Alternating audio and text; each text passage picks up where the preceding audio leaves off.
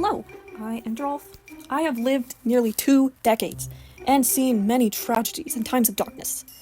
Like, Howie Mandel's prolapsed anus on TikTok, or diving too deep into the Undertale fandom. But these horrors do not compare to my top 5 worst childhood experiences. These have shaped me into the deadbeat, useless person I am today. My earliest childhood trauma happened when I was like 3 or something. So I was bathing with my little sister and messing with her, drowning her, peeing in the water and forcing her to drink some, the normal stuff. Then she looked at me dead in the eyes. I was so focused on her intense gaze that I didn't see the humongous turd floating towards me in the bathtub. I screamed and scooted back against the wall of the bathtub, like horror movie style. And my sister made fun of me. Yay! Second, that happened when I first started swimming lessons. I had to jump into the lifeguard's arms from the side of the pool, and I was terrified, like shaking in my boots. My dad came over and tried to comfort me, but stupid little idiot in the Nemo swimming suit wanted mommy. My dad held my shoulders, and with a look only a man who experienced war could have, and he told me, "You don't want mommy." Did I take his warning? No. No, I didn't. And my mom, she stomped right over and picked me up. She just threw me in the water, not joking, right on the lifeguard. I felt chlorine water fill my mouth and nose as I struggled to breathe. Thankfully, I survived. Traumatized though. Third story. My house when I was little had a ground squirrel problem, so my dad put rat traps everywhere to catch them. One day, I was running around the backyard when I heard this squeak. I ran over and saw a jelly sack of a ground squirrel in a rat trap dying. I pet it and it died.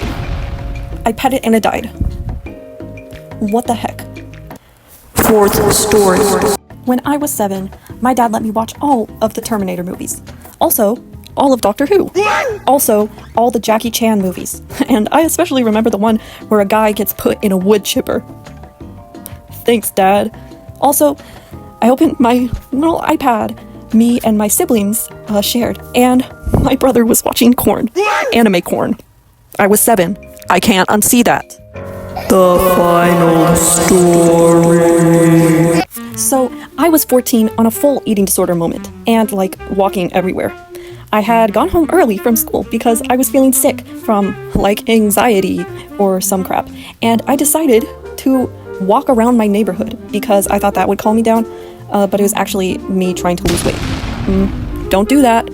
Anyway, I didn't realize it was kind of cold outside, so I was wearing these grungy shorts and some crusty sweater. So suddenly a cop comes and pulls up next to me. He asks my name and my birthday, and he tells me that You should be in school. well, I wasn't. And then he said that I looked inebriated and confused. Yay!